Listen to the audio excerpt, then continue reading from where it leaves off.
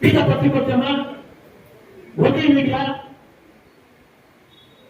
ಸರ್ಕಾರದ ಕಾವಲು ನಾಯಿಗಿರುವ ಪತ್ರಿಕೋದ್ಯಮ, ಕಾವಲು ನಾಯಿ ಅಲ್ಲ ಸಾಧು ನಾಯಿ ಆಗಿರುವ ಪತ್ರಿಕೋದ್ಯಮ, ಈಗ ಅನೇಕ ವಿಚಾರಗಳ ಬಗ್ಗೆ ಅವರು ಪ್ರಸ್ತಾಪವನ್ನು ಮಾಡಿದ್ದಾರೆ. ಇದು ಇವತ್ತು ಸಮಾಜದಲ್ಲಿ ಪತ್ರಿಕೋದ್ಯಮದ ಬಗ್ಗೆ ಇರುವಂತ ಚಿತ್ರಣವನ್ನ ಹಿರಿಯ ಪತ್ರಕರ್ತರು ವ್ಯಕ್ತಪಡಿಸಿರುವಂತಹ ಭಾವನೆಗಳು. ಇದು ನಾನು ಹೇಳ್ತಾರ ಮಾತುಗಳಲ್ಲ. ಇವತ್ತು ನಮ್ಮ ಆಹ್ವಾನಕ್ಕೆ ಬಂದಿರುವಂತ ನಮ್ಮ ಜನಪ್ರತಿನಿಧಿಗಳು ನಮ್ಮ ಕಾರ್ಯಕ್ರಮ ಬಂದಿರುವಂತನೋ ಅಥವಾ ನಾವು ಆಹ್ವಾನ ಮಾಡಿದ ಕಾರಣಕ್ಕೆ ನಮ್ಮ ಮೇಲೆ ಮೆಚ್ಚುಗೆಯಾಗಿ ಒಂದೆರಡು ಮಾತುಗಳು ಆಡಬಹುದು.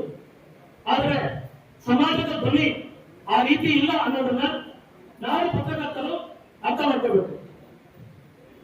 1780 ಜನವರಿ 29 ಅಂದ್ರೆ ಸರಿಯಾಗಿ 246 ವರ್ಷಗಳ ಹಿಂದೆ ಭಾರತದಲ್ಲಿ ಮಾತ್ರ ಅಲ್ಲ ಏಷ್ಯಾದಲ್ಲಿ ಒಂದು ಪತ್ರಿಕೆ ಆರಂಭ ಆಗುತ್ತೆ. ಅದರ ಹೆಸರು ಬಂಗಾಳ ಗೆಜೆಟ್ ಅಂತ. ಅದರ ಸಂಪಾದಕ ಬಂದು ಜೇಮ್ಸ್ ಅಗಸ್ಟಿಸ್ ಹಿಕಿ ಅಂತ. ಅವರು ಕೂಡ ಬ್ರಿಟಿಷರ್. ಆ ಪತ್ರಿಕೆಯ ಮೂಲ ಧರ್ಮ ಏನಾಗಿತ್ತು ಅಂದ್ರೆ ಇಡೀ ಬ್ರಿಟಿಷರು ಮಾಡ್ತಾ ಇರುವಂತ ತಪ್ಪುಗಳನ್ನ ಎತ್ತಿ ತೋರಿಸಲಿಕ್ಕಾಗಿಯೇ ಅವನು ಪತ್ರಿಕೆಯನ್ನ ಮಾಡಿದ. ಯಾವತ್ತು 246 ವರ್ಷಗಳ ಹಿಂದೆ. ಆ ನಂತರ ಕನ್ನಡ ಪತ್ರಿಕೋದ್ಯಮಕ್ಕೆ ಬಂದಾಗ ಮಂಗಳೂರು ಸಮಾಚಾರ 138 ವರ್ಷಗಳಿಂದ ಆರಂಭ ಆಗಿರುವಂತದ್ದು. 1843 ಇಸ್ವಿಯಲ್ಲಿ ಜರ್ಮನ್ ಪಾದ್ರಿ ಹರ್ಮನ್ ಮೊಗ್ಲಿಂಗ್ ಅವರು ಅದನ್ನು ಆರಂಭಿಸ್ತಾರೆ. ಅದರ ಮೊದಲ ಸಂಪಾದಕೀಯದಲ್ಲಿ ಬರೀತಾರೆ ಅವರು, ಸುಳ್ಳು ಮತ್ತು ವದಂತಿ ಊರೆಲ್ಲ ಸುತ್ತಾಡ್ತಾ ಇರ್ತದೆ, ನಿಮಗೆ ಸತ್ಯದ ಕಣ್ಣಿನಿಂದ ಸಮಾಧಾನ ಮಾಡಬೇಕು ಅಂದ್ರೆ ನನ್ನ ಪತ್ರಿಕೆಯನ್ನು ಓದಿ ಅಂತ ಅವನ ಎಡಿಟೋರಿಯಲ್ ಕಾಲಂನಲ್ಲಿ ಬರೀತಾರೆ. ಅದರ ಮುಖ್ಯ ಉದ್ದೇಶ ಏನಪ್ಪಾ ಅಂದ್ರೆ ಪತ್ರಿಕೆ ಅನ್ನುವಂಥದ್ದು ಸತ್ಯದ ಪರವಾಗಿದೆ ಅಂತ. ಭಾರತದ ಮೊದಲ ಪತ್ರಿಕೆ ನಮಗೆ ಕೊಟ್ಟುವಂತ ಸಂದೇಶ ಏನಪ್ಪಾ ಅಂದ್ರೆ ಹಲವಾರು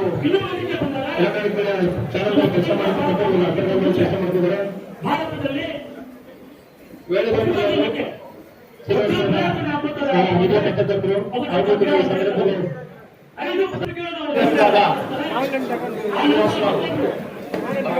ಮಹಾತ್ಮ ಗಾಂಧೀಜಿಯವರು ಇಬ್ಬರು ಕೂಡ ಹಾಗೆ ನಿಶಾಂತ್ ರೆಡ್ಡಿ, ಎಸ್ ವಿ ರಾಘವೇಂದ್ರ, ಶಿಲ್ಪ ದಂಪತಿ ಇವತ್ತು ನಾವು ಸಂವಿಧಾನದಲ್ಲಿಗೆ ಅನ್ನೋದ್ರ ಬಗ್ಗೆ ಇವತ್ತು ನಾವು ಆತ್ಮಾವಲೋಕನ ಮಾಡ್ಕೊಂಡೇ ಇದ್ರೆ ಪತ್ರಿಕೋದ್ಯಮ ಅನ್ನೋದಕ್ಕೆ ಪತ್ರಿಕಾ ದಿನಾಚರಣೆಗಳಿಗೆ ಅರ್ಥ ಇರೋದಿಲ್ಲ ಅನ್ನೋ ಮಾತನ್ನ ಅಷ್ಟೇ ಹೇಳಿ ನಾನು ಈ ವಿಚಾರದಲ್ಲಿ ನಾನು ಮಾತನ್ನ ಹೋಗ್ತೀನಿ. ಯಾಕಂದ್ರೆ ಹೆಚ್ಚಿಗೆ ಮಾತಾಡ್ತಾ ಹೋದ್ರೆ ಕನ್ನಡ ಪತ್ರಿಕರ್ತರು ಬುದ್ಧಿಜೀವಿಗಳು ಆತ್ಮಾವಲೋಕನ ಮಾಡ್ಕೊಳ್ಳುವಂಥದ್ದು ಬಹಳ ಮುಖ್ಯ ಅನ್ನೋ ವಿಚಾರಕ್ಕೆ ನಾನು ಹೇಳ್ತೇನೆ. ಇವತ್ತು ಕಳೆದ 26 ವರ್ಷಗಳ ಹಿಂದೆ ಈ ಸಂಪ್ರದಾಯವನ್ನು ನಾವು ಆರಂಭಿಸಿದ್ವಿ. ಹಿರಿಯ ಪತ್ರಕರ್ತರ ಹೆಸರಲ್ಲಿ ನಮ್ಮ ಪತ್ರಕರ್ತರನ್ನು ಗುರುತಿಸಿ ಪತ್ರಿಕಾ ದಿನಾಚರಣೆಯ ದಿನ ಸನ್ಮಾನ ಮಾಡಬೇಕು ಅನ್ನುವಂಥದ್ದು. ಇವತ್ತು ನನಗೆ ನಮ್ಮ ಕೋಲಾರದ ಹಿರಿಯ ಪತ್ರಕರ್ತರಾದಂಥ ಜಿ ನಾರಾಯಣಸ್ವಾಮಿ ಅವರ ಹೆಸರಿನಲ್ಲಿ ಇವತ್ತು ಪ್ರಶಸ್ತಿಯನ್ನ ಕೊಟ್ಟಿದ್ದಾರೆ. ನಾನು ಅದನ್ನು ತುಂಬ ಹೃದಯದಿಂದ ಸ್ವೀಕರಿಸಿದ್ದೇನೆ ಅಂತ ಘೋಷಣೆ ಮಾಡ್ತೇನೆ. ಜಿ ನಾರಾಯಣಸ್ವಾಮಿ ಅವರು ಕೋಲಾರದ ಪತ್ರಿಕೋದ್ಯಮಕ್ಕೆ ಒಂದು ಭದ್ರ ಬುನಾದಿಯನ್ನು ಹಾಕೊಟ್ಟಿದ್ದಾರೆ. ಅವರ ಶತಾಬ್ದಿಯನ್ನ 100 ವರ್ಷದ ಜನ್ಮ ದಿನಾಚರಣೆಯನ್ನ ಸರಿಯಾಗಿ 1 ತಿಂಗಳ ಹಿಂದೆ ಅಂದ್ರೆ ಜೂನ್ 1ನೇ ತಾರೀಕು ಪತ್ರಕರ್ತರ ಭವನದಲ್ಲಿ ಎಲ್ಲ ನಾವೆಲ್ಲ ಸೇರಿಕೊಂಡು ಅವರ ಕುಟುಂಬ ವರ್ಗದವರು ಸೇರಿಕೊಂಡು ಕಾರ್ಯಕ್ರಮವನ್ನು ಮಾಡಿದ್ರು. ಅಲ್ಲಿ ಬಂದಂತ ಮಾತುಗಳು ಅವರ ಕುಟುಂಬದ ಅವ್ರ ಬಗ್ಗೆ ಹೇಳಿಕೊಂಡ ವಿಚಾರ, ಅವರ ಸ್ವಂತ ಮಗ ಜಯಪ್ರಕಾಶ್ ಜೆಪಿ ಅಂತ ನಮ್ಗೆಲ್ಲ ಕರಿತೀವಿ ಬರ್ತಾವ್ರ. ಅವರು ಪತ್ರಕರ್ತರಾಗಿದ್ರು, ವಾರ್ತಾ ಇಲಾಖೆಯಲ್ಲಿ ಕೆಲಸ ಮಾಡ್ತಾ ಇದ್ರು, ಈಗ ರಿಟೈರ್ಡ್ ಆಗಿದ್ದಾರೆ. ಕೋಲಾರದ ಬಗ್ಗೆ ಅಪಾರವಾದ ಜ್ಞಾನವನ್ನು ಹೊಂದಿರುವಂತಹ ಒಬ್ಬ ವ್ಯಕ್ತಿ. ಅವರಿಗೆ ವಾರ್ತಾ ಇಲಾಖೆಯಲ್ಲಿ ಕೆಲಸಕ್ಕೆ ಒಂದು ಇಡ್ಲು ಬರುತ್ತೆ. ಜಿ ನಾರಾಯಣಸ್ವಾಮಿಗಳು ದೊಡ್ಡ ಪತ್ರಕರ್ತರು, ಅವರಿಗೆ ವಾರ್ತಾ ಇಲಾಖೆಯಲ್ಲಿ ಅನೇಕ ಅಧಿಕಾರಿಗಳ ಪರಿಚಯ ಇರ್ತದೆ. ಆದರೆ ಒಬ್ಬ ಅಧಿಕಾರಿಗಳು ನನ್ನ ಮಗನಿಗೆ ಇಡ್ಲು ಬಂದಿದೆ, ನೀವು ಕೆಲಸ ಕೊಡಿ ಅನ್ನೋ ಮಾತನ್ನ ಹೇಳಲ್ಲ. ಅವ್ರ ಕುಟುಂಬದವರನ್ನ ಕೇಳ್ತಾರೆ, ಒಂದು ಮಾತು ಹೇಳಿ ಮಗನ ಕೆಲಸ ಸಿಗಲಿ ಅಂತ. ಅದಕ್ಕೆ ಜಿ ನಾರಾಯಣಸ್ವಾಮಿ ಹೇಳ್ತಾರೆ, ಅವರಿಗೆ ಯೋಗ್ಯತೆ ಅರ್ಹತೆ ಇದ್ರೆ ಕೆಲಸ ತಗೊಳ್ತಾನೆ, ನಾನು ಹೇಳೋ ಮಾತಿಂದ ಅವನು ಕೆಲಸ ತಗೊಳಕ್ಕೆ ನನ್ಗೆ ಇಷ್ಟ ಇಲ್ಲ ಅನ್ನೋ ಮಾತನ್ನ ಹೇಳ್ತಾರೆ. ಆ ರೀತಿಯಾಗಿ ಜಿ ನಾರಾಯಣಸ್ವಾಮಿ ಅವರು ಬರ್ತಿದ್ದಂಥವ್ರು. ಅವರ ಹೆಸರಿನಲ್ಲಿ ನಾನು ಪ್ರಶಸ್ತಿ ತಗೊಂತಾ ಇರೋದು ನಿಜವಾಗ್ಲೂ ನನಗೆ ದುಪ್ಪಟ್ಟು ಖುಷಿಯಾಗಿ ಇವತ್ತು ಆ ಪ್ರಶಸ್ತಿನ ಸ್ವೀಕರಿಸಿದ್ದೇನೆ. ಅವರ ಜೊತೆಗೆ ನನ್ನನ್ನ ಎತ್ತಿ ಆಡಿಸಿದಂತ, ನನ್ನ ಚಿಕ್ಕಂದಿನಿಂದ ನೋಡಿದಂತ ಸದಾನಂದ ಅವರು ಹಾಗೂ ಅಭಿಶಂಕರ್ ಅವರು ಒಂದು ಕಡೆ ಇರುವಂತ ಜಯಮಂದರಲ್ಲ, ಒಂಥರ ಅಲಮಾರಿ ಅವರು. ಆದ್ರೂ ಕೂಡ ನಾನು ಬಯಸಿದಾಗ ನನ್ನ ಜೊತೆ ಇರಲೇಬೇಕು ಅಂತ ಹೇಳಿದಾಗ ನನ್ನ ಜೊತೆ ಇಂಥದೇ ಸಂದರ್ಭದಲ್ಲಿ ನನ್ನ ಜೊತೆ ನಿಂತ್ಕೊಂಡಂತವರು ಇವತ್ತು ಕೂಡ ನನ್ನ ಜೊತೆ ನಿಂತು ಪತ್ರಕರ್ತರ ಸಹಕಾರ ಸಂಘವನ್ನು ಮುನ್ನಡೆಸಕ್ಕೆ ಸಹಾಯವನ್ನ ಮಾಡ್ತಾ ಇದ್ದಂಥವ್ರು. ಅವರು ಕೂಡ ನನಗಿಂತ ಹಿರಿಯರು. ಜೊತೆಗೆ ಇನ್ನೊಂದು ಹೃದಯವಂತ ಕನ್ನಡಿಗರು ಬಂಗಾರಪೇಟೆಯ ಭೂಮಿಮಣಿಯವರು. ಅವರಿಗೆ ಪ್ರಶಸ್ತಿ ಯಾವತ್ತೂ ಸಿಗಬೇಕಾಗಿತ್ತು, ಆದ್ರೆ ಅವರು ಸರ್ಕಾರಿ ನೋಡ್ಕೊಂಡು ನಿವೃತ್ತರಾಗಲಿಲ್ಲ ಕಾರಣಕ್ಕೆ ನಾವು ಕಾಯ್ತಾ ಇದ್ವಿ. ಇವತ್ತು ನಾನು ಕೂಡ ಅವ್ರ ಜೊತೆ ಕೂತ್ಕೊಂಡು ಪ್ರಶಸ್ತಿನ ತಗೊಳಕ್ಕೆ ಅನುಕೂಲ ಮಾಡಿರುವಂತದ್ದು ಬಹಳ ತುಂಬಾ ಸಂತೋಷವನ್ನ ತಂದಿದೆ ಅನ್ನೋ ಮಾತನ್ನ ನಾನು ಹೇಳ್ತೇನೆ. ಮತ್ತೆ ಅದೇ ರೀತಿ ಅನೇಕ ಪತ್ರಕರ್ತರು ಬೇರೆ ಬೇರೆ ಹಿರಿಯ ಪತ್ರಕರ್ತರ ಹೆಸರಲ್ಲಿ ಪ್ರಶಸ್ತಿನ ಸ್ವೀಕರಿಸಿದ್ದಾರೆ. ಅವರೆಲ್ಲರೂ ಕೂಡ ನಾನು ಅಭಿನಂದನೆಗಳನ್ನ ತಿಳಿಸ್ತೇನೆ. ಇನ್ನು ನಾನು ಸಹಕಾರ ಸಂಘದ ಅಧ್ಯಕ್ಷನಾಗಿರೋ ಕಾರಣಕ್ಕಾಗಿ ಕಳೆದ 1 ತಿಂಗಳು ಹಿಂದೆ ಯಶಸ್ವಿನಿ ಕಾರ್ಡ್ಗಳನ್ನ ವಿತರಣೆ ಮಾಡುವ ಸಮಾರಂಭವನ್ನ ಆಯೋಜಿಸಿ ನಮ್ಮ ಸಹಕಾರ ಸಂಘದ ವೇದಿಕೆಗೆ ಮೊಟ್ಟ ಮೊದಲ ಬಾರಿಗೆ ನಮ್ಮ ಶಾಸಕರಾದಂತಹ ಪುತ್ತೂರು ಮಂಜುನಾಥ್ ಅವರನ್ನ ಮತ್ತು ನನ್ನ ಮಿತ್ರರು ಮತ್ತು MLC ಆಗಿರುವಂತಹ ಅನಿಲ್ ಕುಮಾರ್ ಅವರನ್ನು ಆಹ್ವಾನಿಸಿದ್ವಿ. ಅವರು ನಮ್ಮ ಕಾರ್ಯಕ್ರಮಕ್ಕೆ ಬರಲಿ, ಯಶಸ್ವಿ ಕಾರ್ಯನ ವಿತರಿಸಲಿ. ಅವರ ಕರೆದಿದ್ದಕ್ಕೆ 2 ಕಾರಣ ಇತ್ತು. ಅವರಿಬ್ಬರು ಕೂಡ ಸಹಕಾರಿಗಳು ಮತ್ತೆ ಸರ್ಕಾರ ಹಂತದಲ್ಲಿ ಅವರು ಅನೇಕ ಸಾಧನೆಗಳನ್ನ ಮಾಡಿದ್ದಾರೆ, ಸಂಸ್ಥೆಗಳಲ್ಲಿ ಕೆಲಸವನ್ನು ಮಾಡಿರುವಂತವರು. ಅವ್ರಿಗೆ ಆಹ್ವಾನಿಸಿ ಅವರ ಕೈಯಲ್ಲಿ ಯಶಸ್ವಿ ಕಾರ್ಯಗಳನ್ನ ಕೊಡಿಸಿದಾಗ ಆ ವೇದಿಕೆಯಲ್ಲಿ ನಾವು 20 ವರ್ಷಗಳಿಂದ ಸಂಘವನ್ನ ನಡೆಸ್ಕೊಂಡು ಬರ್ತಾ ಇದ್ದೀವಿ. ನಮ್ಮ ಸಂಘದ ಪತ್ರಕರ್ತರಿಗೆ ನಿವೇಶನಗಳನ್ನ ಕೊಡಬೇಕು, ನಮ್ಮ ಸಂಘದ ಸಿದ್ಧಾರ್ಥ ಜುಬ್ಲಿಯನ್ನ ಸ್ವಂತ ಕನ್ನಡದಲ್ಲಿ ಆಚರಣೆ ಮಾಡಬೇಕು ಅಂತ ಒಂದು ಮನವಿಯನ್ನು ಇಟ್ಟಾಗ ನಮ್ಮ ಪುತ್ತೂರು ಜಿ ಮಂಜುನಾಥ್ ಅವರು ಅದೇ ಕಾರ್ಯಕ್ರಮದಲ್ಲಿ ಘೋಷಣೆ ಮಾಡಿದ್ರು.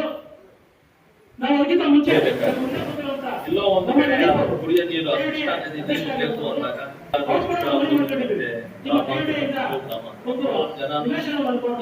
ರೆವಲ್ಯೂಷನ್ ಮಾಡಬೇಕು ಆವಾಗ ಸಹಕಾರ ಬೇಕೇ ಅಡಿಪಾಯ ಪಾಯ ಪಾಯ ಹಾಕೋದು ಎಲ್ಲರಿಗೂ ಸಭೆಯಲ್ಲಿ ನಮ್ಮ ವಿಷಯ ಅಂಗೀಕರಿಸಿ ನಮಗೆ ಸೈಟನ್ನು ಕೊಡೋದಕ್ಕೆ ಎಲ್ಲ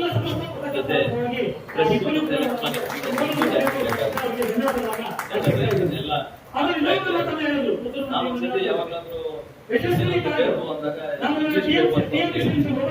ದಯವಿಟ್ಟು ಮಾಡಿಕೊಂಡು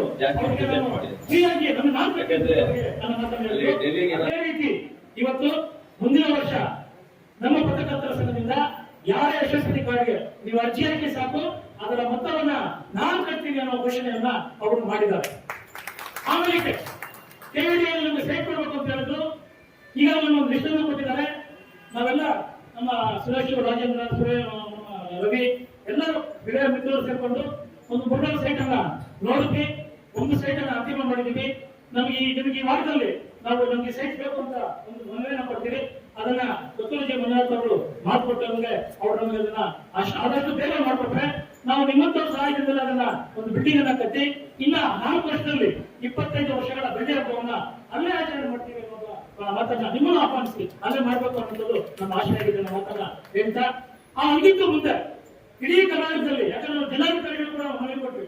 ಯಾಕಂದ್ರೆ ಜಿಲ್ಲಾಧಿಕಾರಿಗಳು ಪತ್ರಕರ್ತರಾಗಿರೋದ್ರಿಂದ ಸೈಟ್ ಅನ್ನು ಕೊಡಬೇಕು ಅನ್ನೋ ಕೊಟ್ರೆ ಇಡೀ ಕರ್ನಾಟಕದಲ್ಲಿ ರಾಜ್ಯ ಸರ್ಕಾರ ಯಾವುದೇ ಪತ್ರಕರ್ತರ ಸಂಘಗಳಿಗೆ ಸೈಟ್ ಅನ್ನ ಕೊಟ್ಟಿಲ್ಲ.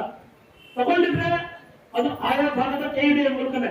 ಕೆಇಡಿಎ ಆದ್ರೂ ಒಂದು ಬಡಾವಣೆ ನಿರ್ಮಾಣ ಮಾಡಿದ್ರೆ, ಅಲ್ಲೊಂದು 100 ಬಡಾವಣೆ ನಿರ್ಮಾಣ ಮಾಡಿದ್ರೆ ಒಂದು 10-20 ಬಡಾವಣೆಯನ್ನ ಪತ್ರಕರ್ತರಿಗಾಗಿ ಮೀಸಲಿಟ್ಟುವಂತ ಉದಾಹರಣೆಗಳಿದೆ. ಮೈಸೂರಲ್ಲೂ ಅದೇ ರೀತಿ, ಶಿವಮೊಗ್ಗದಲ್ಲೂ ಅದೇ ರೀತಿ, ಇನ್ನು ಬೇರೆ ಬೇರೆ ಜಿಲ್ಲೆಗಳಲ್ಲೂ ಅದೇ ರೀತಿ ಆಗಿದೆ.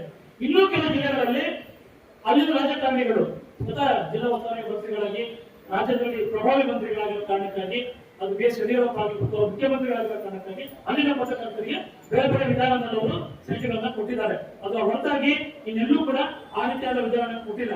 ಆ ಬೇಡಿಕೆಯನ್ನ ಇಟ್ಟಾಗ ಅವರು ಕೂಡ ಅದನ್ನ ಮನವಿಯನ್ನ ಸ್ವೀಕರಿಸಿದ್ದಾರೆ.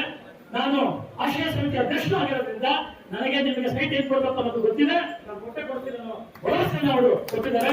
ಅವರು ನಮ್ಮೆಲ್ಲ ಕುಟುಂಬಗಳ ಪರವಾಗಿ ಮತ್ತೊಮ್ಮೆ ಸರ್ಕಾರದ ಧನ್ಯವಾದಗಳನ್ನ ಅರ್ಪಿಸಬೇಕು ಅಂತ ನಾನು ಕೇಳ್ಕೊಳ್ತೇನೆ. ಈ ರೀತಿಯಾಗಿ ನಮ್ಮ ಜನಪ್ರತಿನಿಧಿಗಳು